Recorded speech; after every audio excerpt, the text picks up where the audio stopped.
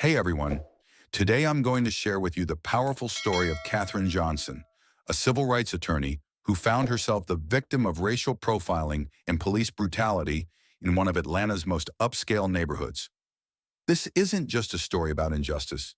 It's about courage, resilience, and the fight for equality. Katherine's life changed in an instant when two police officers, after seeing her dressed well and walking confidently, assumed she was up to no good.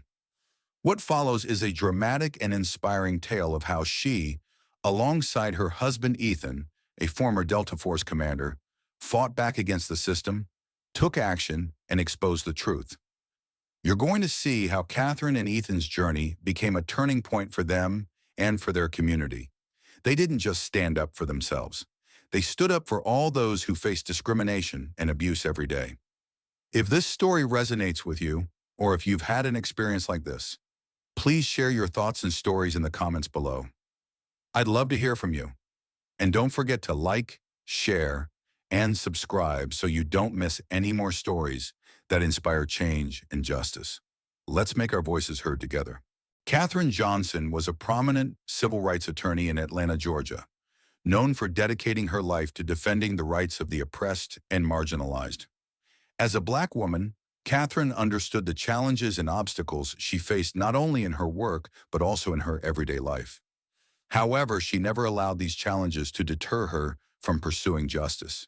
She had worked on many high-profile cases, defending individuals who had been wronged by the justice system and helping them overcome the barriers that society had placed in their way. One day, after a particularly intense and exhausting trial, Katherine decided to take a break for herself.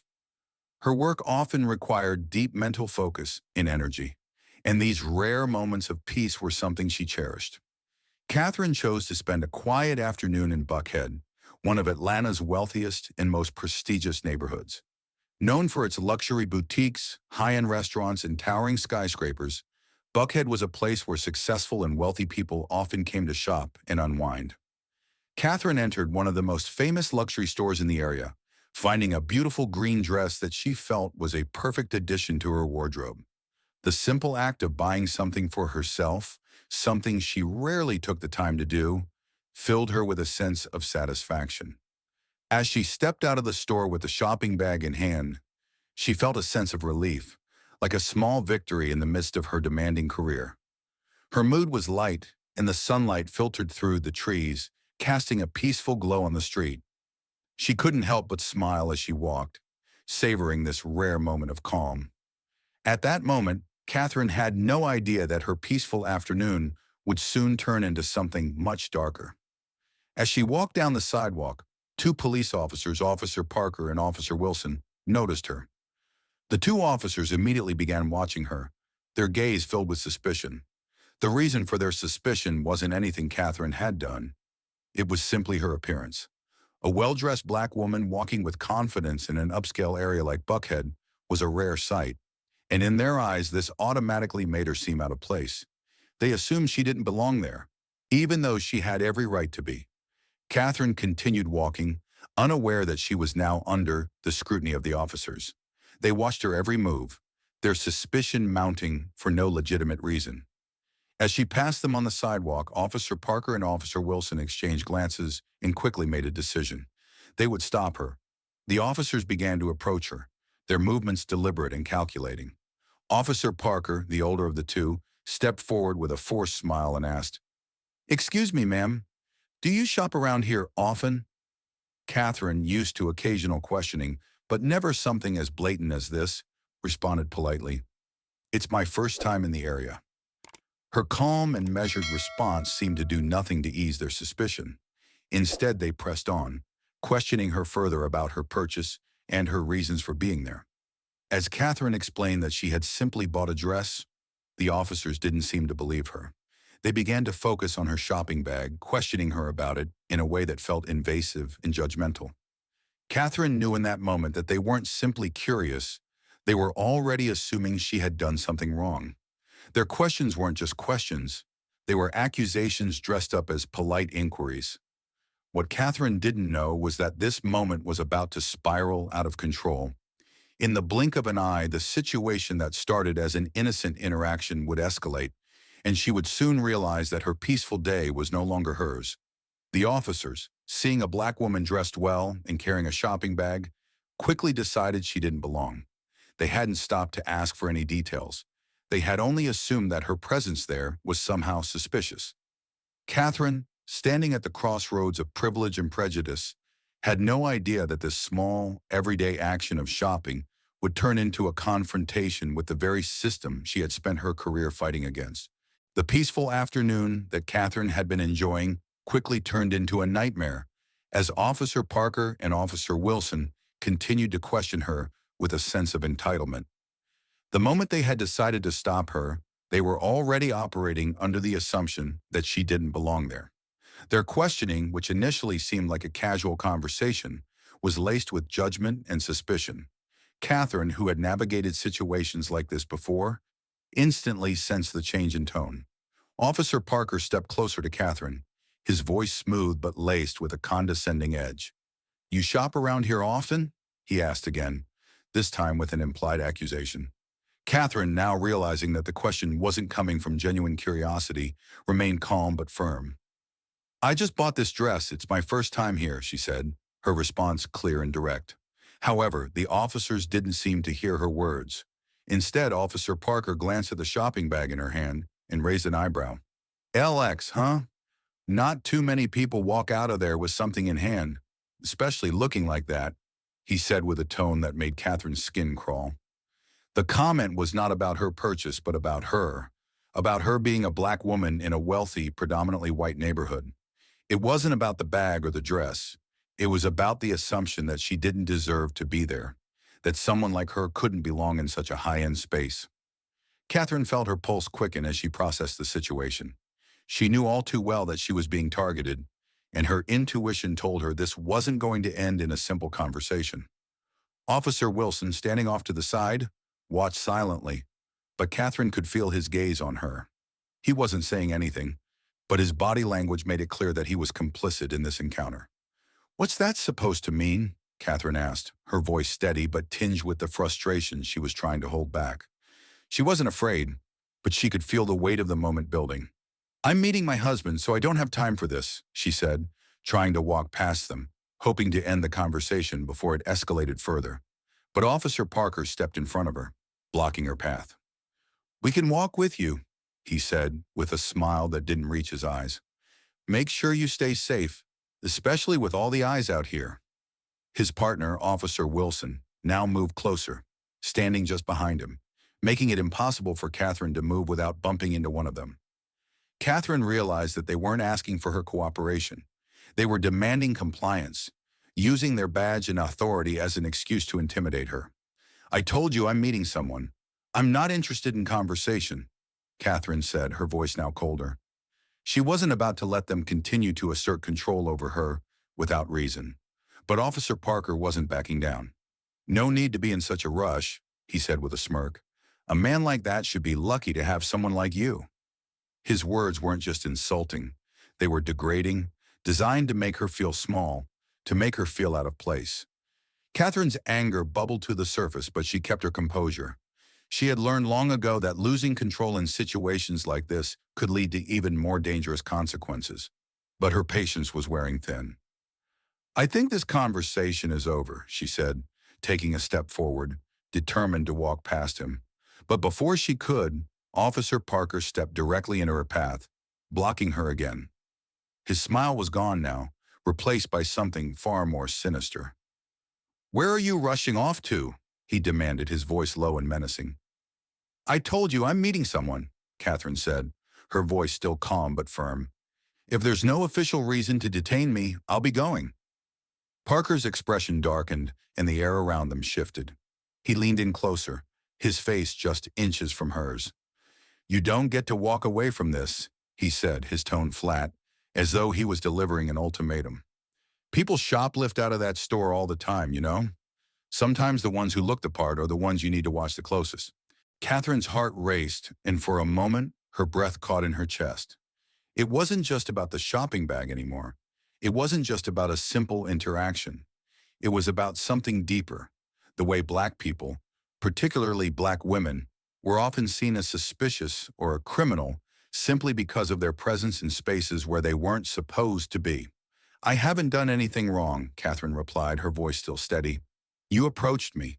You're creating a situation where none exists." Officer Parker didn't seem to care. "Then prove me wrong," he said, his voice cold as he gestured toward her shopping bag. "Let's take a look inside." Catherine shook her head, her body stiffening. "You have no right to search my bag," she said firmly, "and you know it." Officer Parker's face hardened and his posture shifted, now visibly angry. "Then I'll have to consider your refusal to cooperate as part of a larger problem," he said, tapping his radio to signal something. "Possible shoplifting." Catherine's eyes narrowed. "There's no report," she said, her voice firm with resolve. "You just made that up." He tilted his head, feigning innocence. "How would you know that unless you had something to hide?" The tension in the air was suffocating now. Officer Wilson stepped closer, his hands twitching nervously at his sides. Parker's voice lowered, his words dripping with a sense of manufactured concern. "Let's not make this louder than it has to be," he said, as though he were offering her a choice. "Just cooperate, and we can all go home." But Catherine wasn't going to let them manipulate her any longer. She wasn't going to be another statistic, another black woman who was subjected to the abuse of power simply because of her skin color. "I'm not resisting," Catherine said, meeting his eyes with a steady gaze. "You are. You're the ones escalating this for no reason." The officers didn't listen. In an instant, Parker grabbed her arm and yanked it behind her, slamming her onto the pavement. The world around Catherine went dark for a moment as her shoulder hit the ground hard. Pain radiated through her body, but she knew she had to stay composed. If she resisted, it would only make things worse. She could feel the roughness of the concrete against her cheek, her breath shallow as she struggled to breathe. And in that moment, Catherine realized, this wasn't just about her. This wasn't just an isolated incident. This was a larger issue, a deep, systemic problem that she had spent her entire career fighting against. And now it was personal. Catherine's heart raced as she lay on the ground, the harsh concrete digging into her skin, feeling the rough grip of Officer Parker's hand on her arm. The chaos of the situation seemed to blur, but one thing was clear. This was no ordinary stop. This was not just a routine interaction with the police. Catherine knew that her being a black woman in this upscale neighborhood had already made her a target for suspicion. She had tried to stay calm, tried to de-escalate the situation with dignity, but the officers weren't listening. They saw her as an intruder, a person who didn't belong simply because of the color of her skin.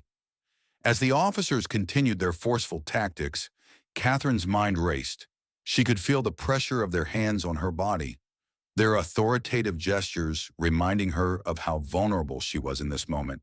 The harsh grip on her arm, the weight of Officer Parker's knee pressing against her back. It all felt like an overwhelming wave of injustice crashing down on her. But there was something she hadn't anticipated, something that was about to change everything. From a distance, just as the officers began to tighten their hold on Catherine, a figure appeared in the crowd. Ethan Johnson, Catherine's husband, had been just a few blocks away when he noticed the police cruiser parked near the boutique. His day had been typical for a man who had spent most of his adult life in the service, trained, focused, and always alert. But seeing the cruiser and the way the officers were interacting with his wife immediately set off alarms in his mind. Ethan knew something wasn't right. Ethan had spent years training in the field, honing skills that allowed him to navigate some of the most dangerous situations with the calm precision of a Delta Force commander. His military experience had taught him to think quickly under pressure, to assess situations in mere seconds, and to react before things spiraled out of control. And now, seeing Catherine in distress, he knew that this wasn't just a random traffic stop or a simple misunderstanding. It was something far worse. As Ethan approached the scene, he kept his cool, even though his anger was building inside him. He couldn't believe what he was seeing. His wife, a respected attorney, someone who had worked tirelessly to fight for justice in the courts, was being treated like a criminal. And for what? Because she was black and dared to exist in a space that wasn't designed for someone like her? Without hesitating, Ethan moved through the crowd, his eyes locked on the two officers who had their hands on Catherine. His stride was purposeful, quick, and with each step, he calculated his next move. He was not just walking toward his wife, he was walking toward a confrontation with two officers who had abused their power. He had trained for moments like this, moments when things went from calm to chaotic in an instant.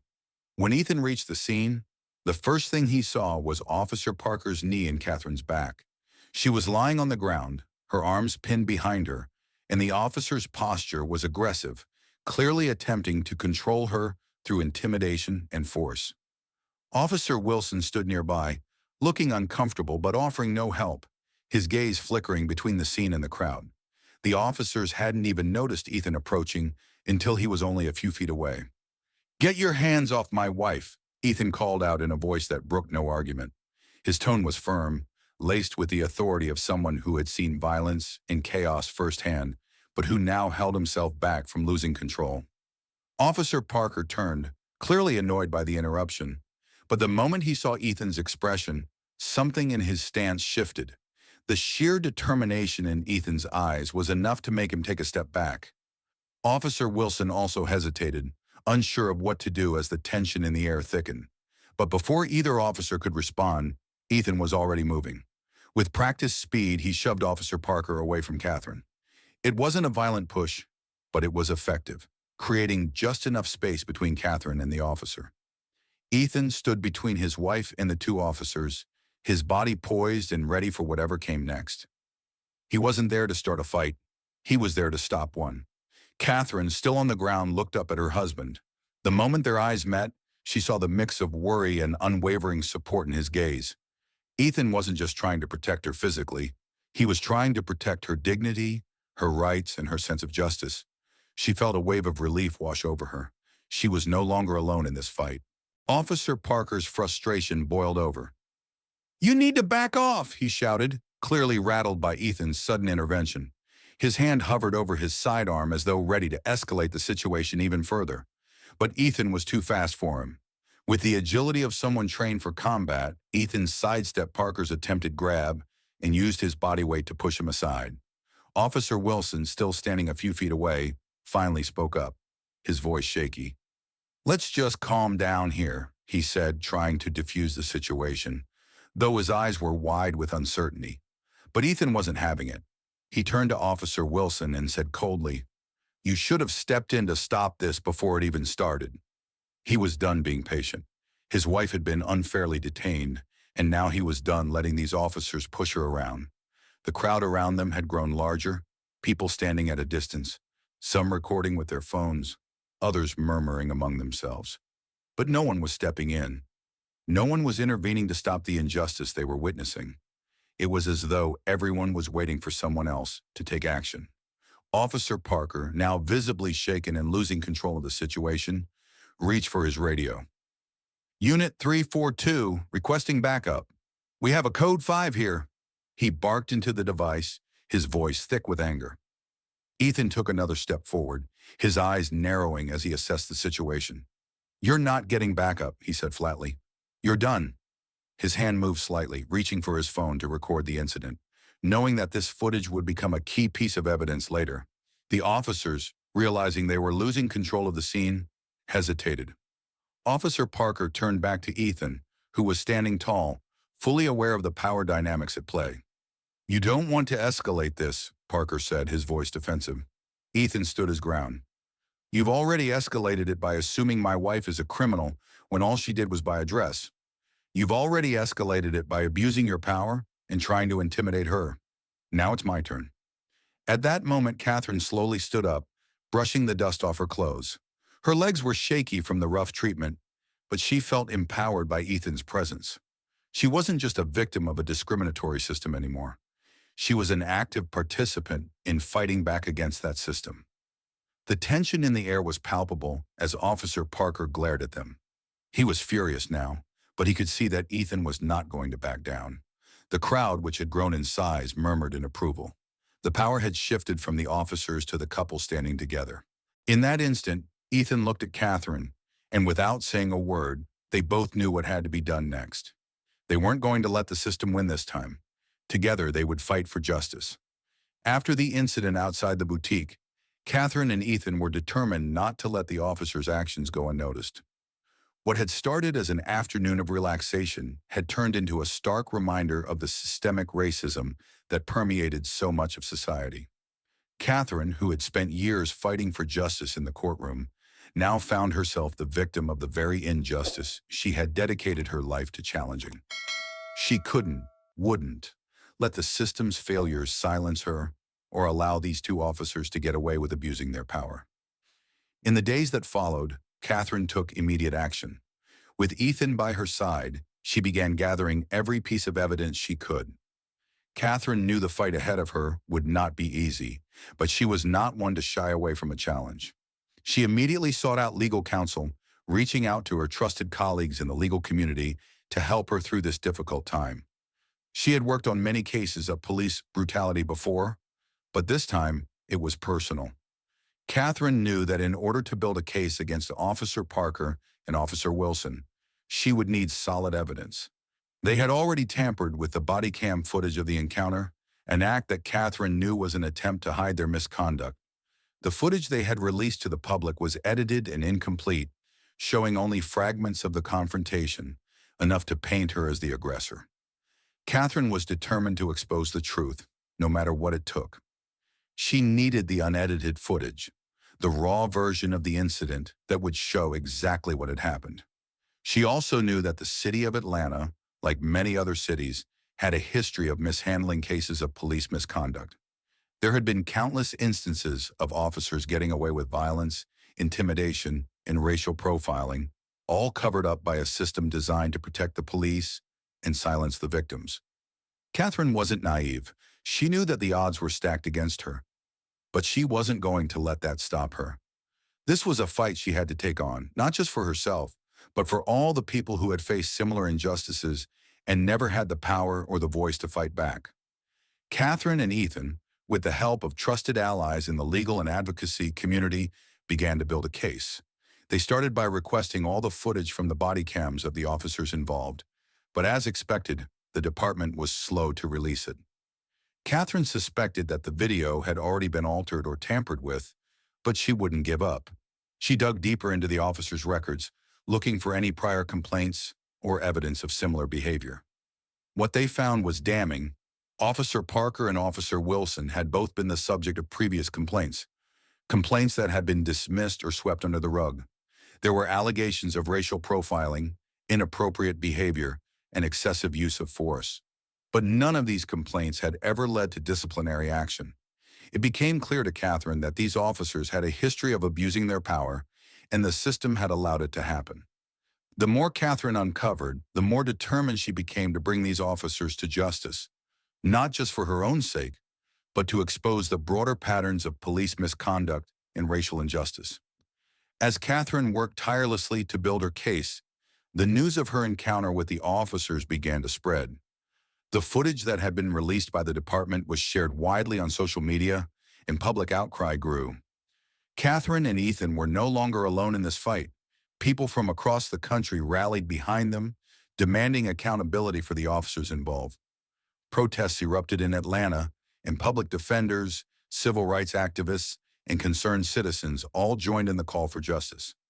Catherine knew that public pressure would play a key role in getting the case the attention it deserved. She leveraged the media to keep the story alive, knowing that the more people who knew about the incident, the harder it would be for the system to sweep it under the rug. But she also knew that the real work was happening behind the scenes, gathering the evidence, meeting with legal experts, and preparing for a lengthy legal battle. In the meantime, Ethan played a crucial role in supporting Catherine emotionally and physically. As a former Delta Force commander, he had seen and experienced violence before. But this was different. His wife, his partner in life, was the victim of an unjust system, and he could not stand idly by. He helped Catherine stay focused during the most difficult moments, reminding her of why they were fighting. Ethan also took a more active role in reaching out to some of his contacts from his military career, asking them to discreetly look into any irregularities within the police department that might be relevant to the case. The deeper they dug, the more corruption they uncovered within the police department. Catherine had long known that there was an ingrained culture of impunity within law enforcement, but seeing it firsthand in the form of the officers' actions and how the department worked to cover it up made the fight even more personal. As they continued to gather evidence, they also worked on preparing their legal strategy. Catherine knew that the department would do everything in its power to discredit her and Ethan. They would paint her as an angry woman, as a troublemaker who had brought this on herself. They would try to justify the officers' actions by claiming that they were simply doing their jobs. Catherine had seen these tactics before, and she was ready for them. She also knew that her legal expertise would be put to the test. She wasn't just a civil rights lawyer. She was also someone who had built a reputation for fighting the system when it was broken. She had spent years advocating for clients who had been wronged by law enforcement, and now she was doing the same for herself. But Catherine's determination wasn't just about winning a legal case. It was about using her platform to change the system, to bring attention to the issues of police brutality, racial profiling, and the failure of the justice system to hold officers accountable. The first major breakthrough came when Catherine was able to obtain a copy of the unedited body cam footage through the help of a trusted insider within the police department. The footage revealed the full, unaltered version of the incident, the way Officer Parker had shoved Catherine to the ground, the way they had brutalized her despite her compliance. The evidence was undeniable.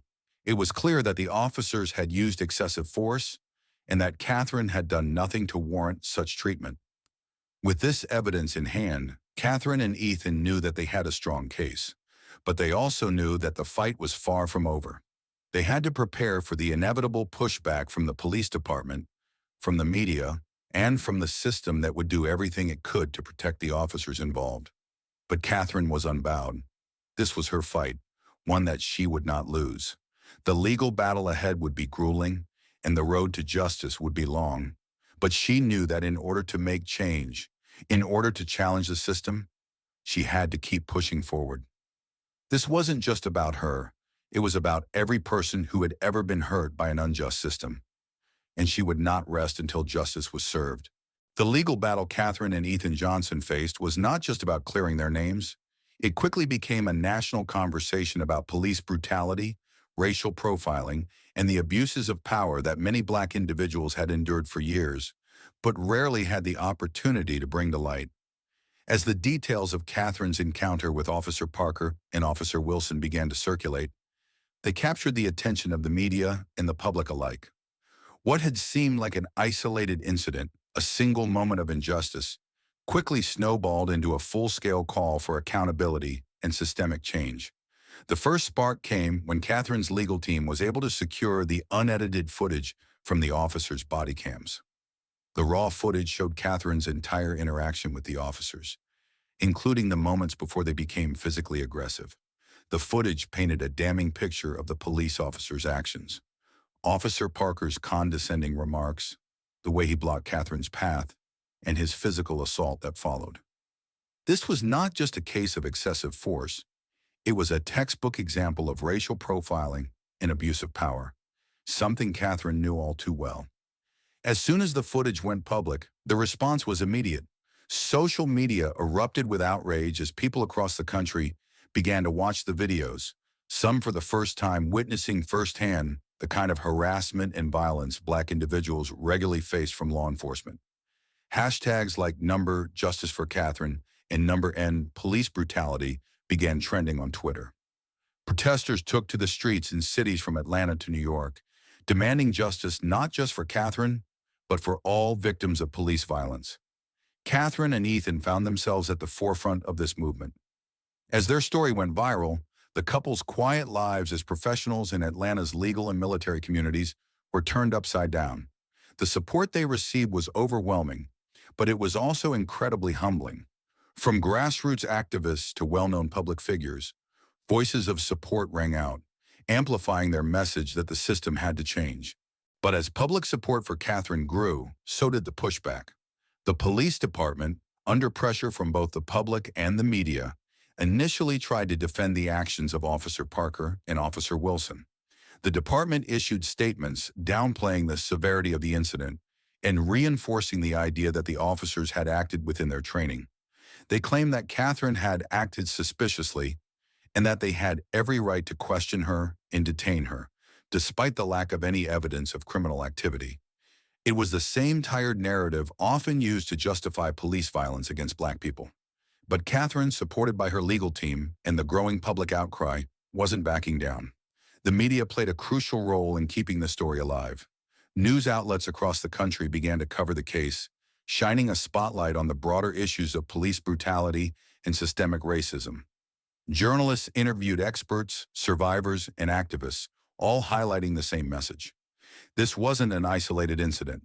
The abuse of power by law enforcement was endemic, and it was time for real change. Public sentiment shifted as more and more people began to understand the depth of the problem.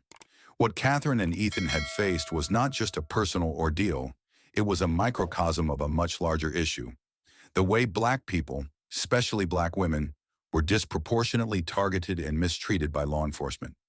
It became clear that Catherine's fight was not just her own, it was a fight for all those who had been victimized and silenced by a system that protected the very people who were supposed to serve and protect. Within weeks, the case grew beyond just one incident of police misconduct. It became a rallying cry for reform. Activists pushed for stronger accountability measures within police departments, including the implementation of body cameras with unaltered footage, independent investigations into allegations of police violence, and the creation of civilian oversight boards to monitor police behavior. Protests intensified, and voices from every corner of the nation joined together, demanding that the government act. Catherine and Ethan, though exhausted from the emotional and physical toll of the battle, knew that the stakes were higher than ever. They weren't just fighting for their own justice. They were fighting for a system that could no longer operate with impunity. They knew that change wouldn't happen overnight, but every step they took was a step closer to the future they envisioned. The future where police brutality was no longer excused, where officers who violated the law were held accountable, and where Black people no longer lived in fear of being unjustly targeted.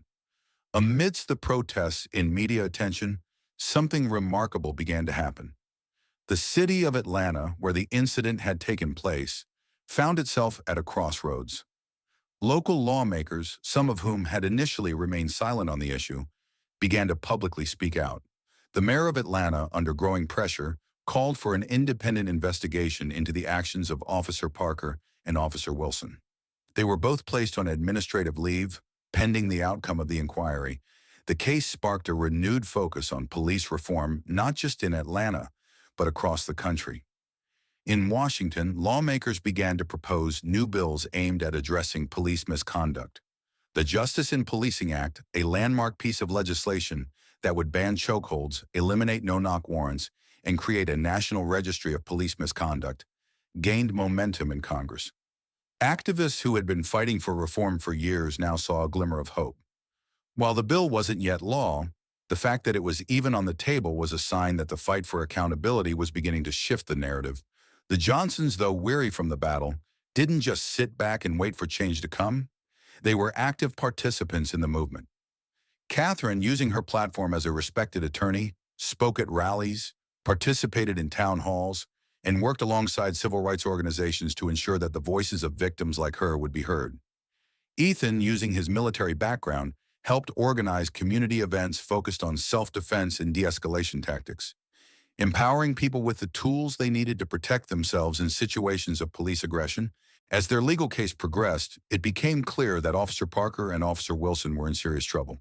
The evidence Catherine and her team had uncovered, along with the public pressure, forced the police department to confront the reality of what had happened. The officers, once untouchable in the eyes of the law, now faced the possibility of criminal charges. As the trial date approached, the entire country watched with bated breath, knowing that the outcome of this case would have implications far beyond just Catherine's personal journey. This was a pivotal moment, a moment that could change the way law enforcement was held accountable for its actions. In the months that followed, the case became a symbol of the larger fight for justice. As Officer Parker and Officer Wilson were brought to trial, public support for Catherine and Ethan reached new heights. Demonstrators gathered outside the courthouse, demanding justice, and the media continued to cover the trial in detail, ensuring that the case remained in the public eye. In the end, Officer Parker was convicted of excessive force and racial profiling.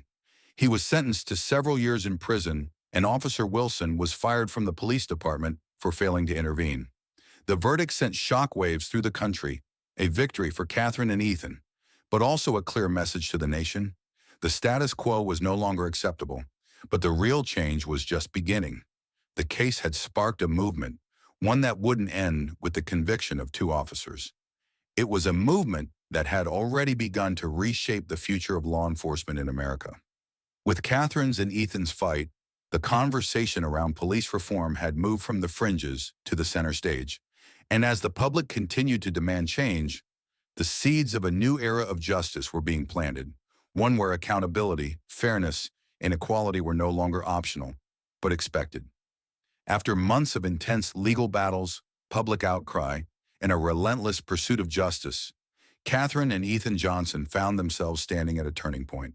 The journey they had embarked on after that fateful encounter with Officer Parker and Officer Wilson had not only transformed their lives, but it had also ignited a larger movement for justice and accountability in law enforcement.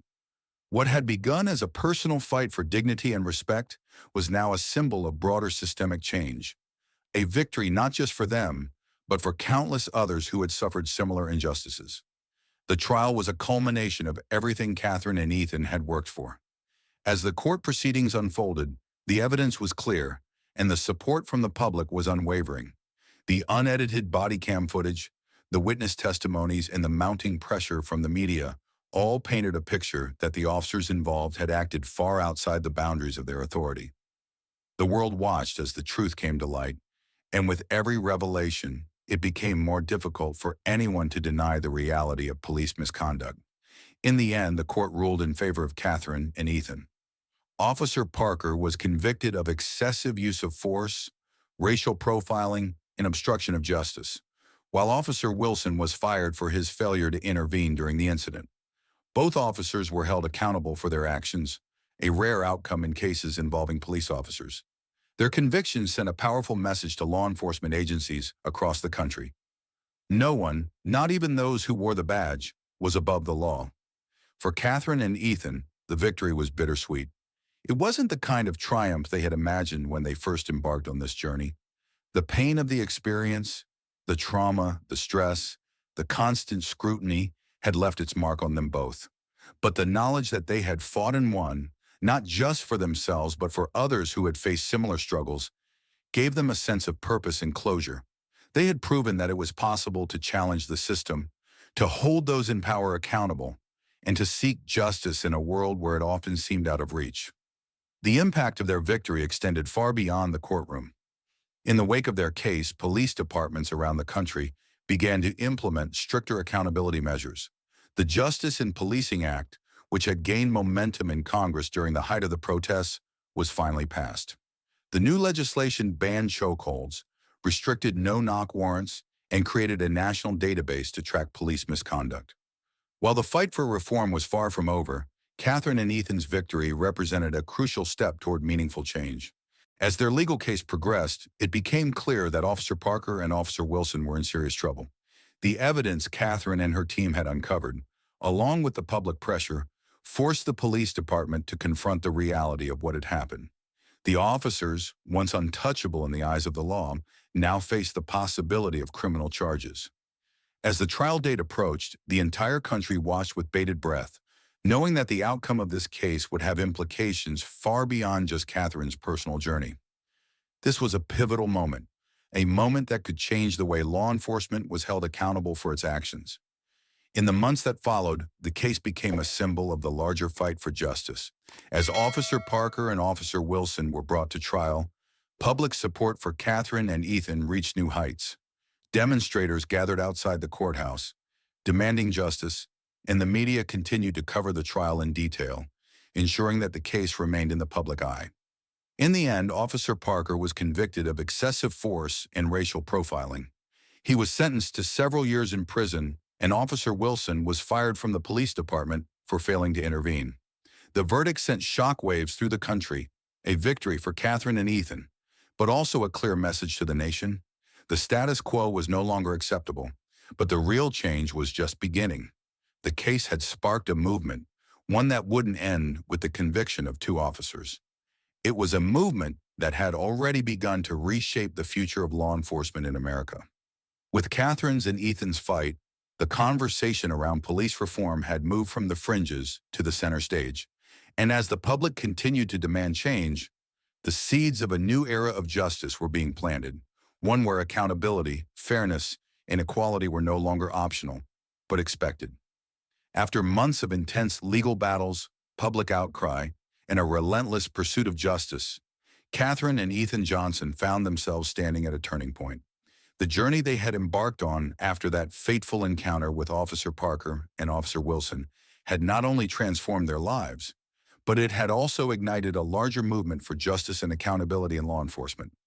What had begun as a personal fight for dignity and respect was now a symbol of broader systemic change, a victory not just for them, but for countless others who had suffered similar injustices.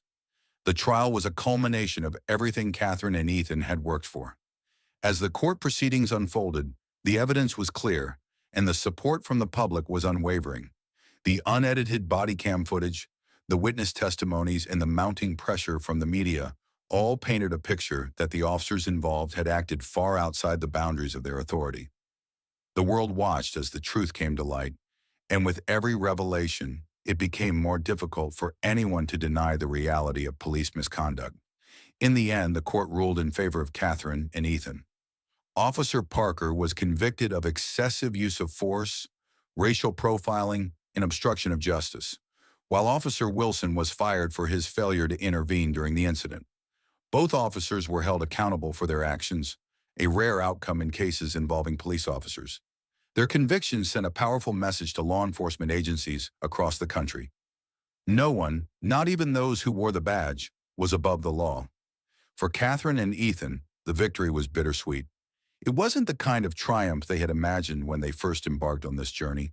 The pain of the experience, the trauma, the stress, the constant scrutiny had left its mark on them both. But the knowledge that they had fought and won, not just for themselves but for others who had faced similar struggles, gave them a sense of purpose and closure. They had proven that it was possible to challenge the system, to hold those in power accountable, and to seek justice in a world where it often seemed out of reach. The impact of their victory extended far beyond the courtroom. In the wake of their case, police departments around the country began to implement stricter accountability measures. The Justice in Policing Act, which had gained momentum in Congress during the height of the protests, was finally passed.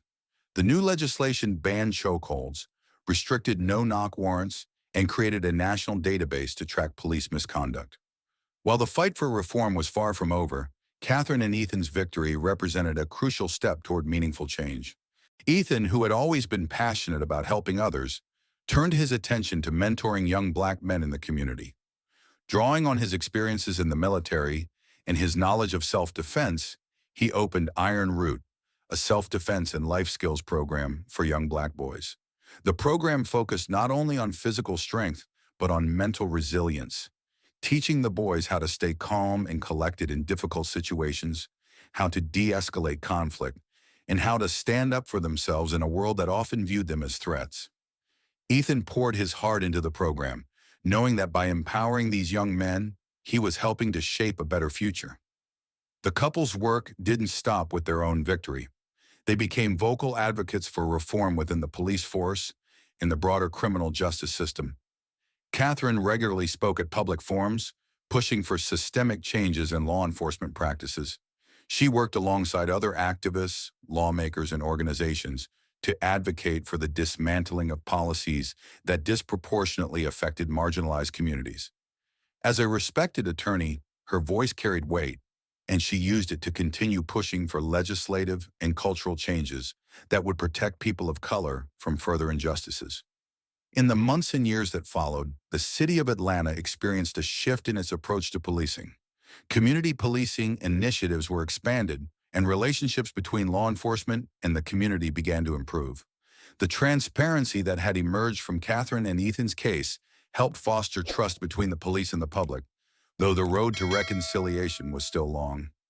Still, the Johnson story had ignited a spark, one that was slowly but surely burning its way through the heart of a broken system. Even after all their hard work, Catherine and Ethan remained focused on their mission. Their goal was never about personal accolades or media attention. It was always about creating lasting change. They wanted a world where their children and grandchildren wouldn't have to fear for their safety when encountering the police, where justice wasn't just something people talked about, but something people lived. Despite the challenges they faced, Catherine and Ethan knew that their journey was far from over. They had won the battle, but the war for justice and equality would continue. Their efforts had planted the seeds for change, and they were determined to keep pushing forward, knowing that the fight for justice was never truly finished. And so, in the quiet of their home, amidst the challenges and victories, Catherine and Ethan found peace in the knowledge that they had done what they set out to do. They had fought for justice, and they had won. Together they had made a difference, not just in their own lives, but in the lives of countless others. And though the fight was ongoing, they knew that with every step they took, they were closer to the world they dreamed of. Although Catherine and Ethan Johnson had achieved a significant victory, the fight for justice was far from over.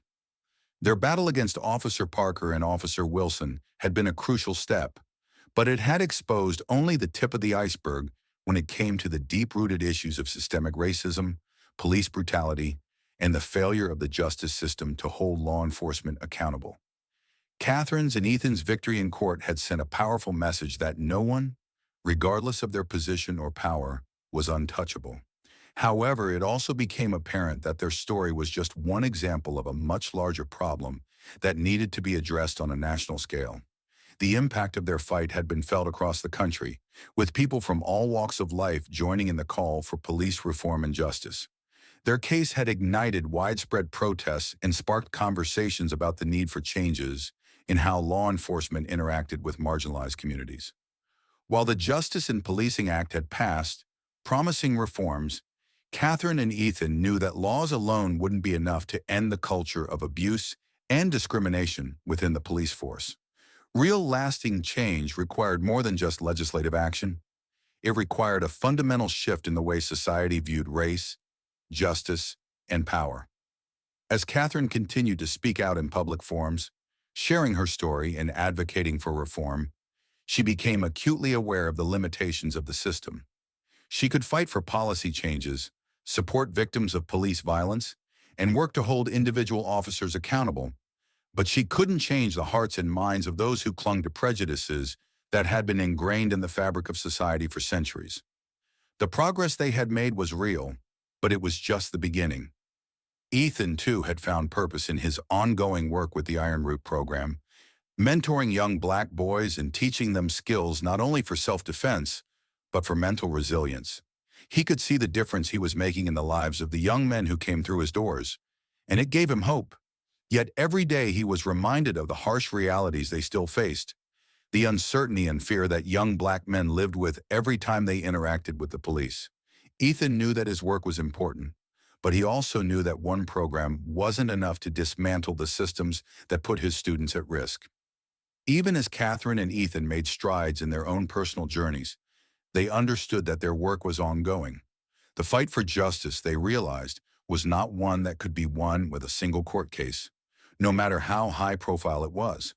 It was a fight that would take years, possibly decades, and would require the collective effort of communities, lawmakers, and individuals to dismantle the power structures that had perpetuated injustice for so long. Their story was far from over. Though they had won a battle, the war for justice, equality, and systemic reform continued. In the days ahead, Catherine would continue to fight for those who couldn't fight for themselves. Ethan would continue to mentor and empower young people, ensuring that the next generation of leaders was ready to carry the torch. Together, they had changed the course of their own lives, but they knew that true change would take time. They had made a difference, but they would continue to work until their fight was no longer necessary, and until their children and grandchildren could live in a world that no longer required such battles at all. And so, as they looked forward to the future, they knew they would keep pushing. The change they sought wasn't just about them, it was about building a better world for everyone. In the journey of Katherine and Ethan Johnson, we learn powerful lessons about standing up for what is right, even when the odds are against us.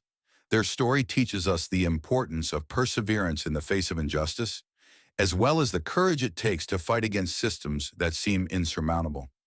At the core of their journey is the message that change begins with individuals who refuse to accept things as they are, even when their voices may be drowned out. Their commitment to justice, even after facing personal hardship, shows that one act of standing up can inspire a ripple effect that touches many lives. For us, especially in our later years, it's never too late to challenge the injustices we see, whether on a personal or societal level. Just as Katherine used her legal expertise to advocate for the truth, we can use our experiences, wisdom, and voices to contribute to change in our communities. Let this story remind us that even the smallest actions can create a monumental shift, and that fighting for justice doesn't require perfection. It requires determination and belief in a better world. If you've experienced something similar, or if you believe in the power of standing up for what's right, I encourage you to share your thoughts and experiences in the comments. Let's keep this conversation going, because the fight for fairness and equality is a journey we all share.